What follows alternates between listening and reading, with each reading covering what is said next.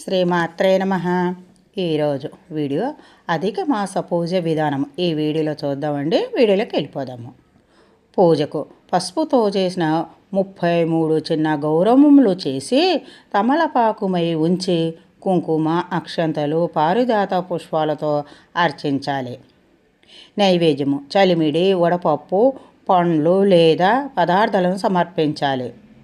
వాయనము 33 తమలపాకులను ఒక్కలు పండ్లు ఒక్కొక్క గౌరముకు ముత్తైదులకు వాయనము ఇవ్వాలి.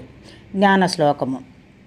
అధిక మాసము వాయనము సఫలము తాంబూలము ముత్తైదము ఇస్తున్నాను, పుణ్యము తీసుకో, సుమంగలిగా దీవించు.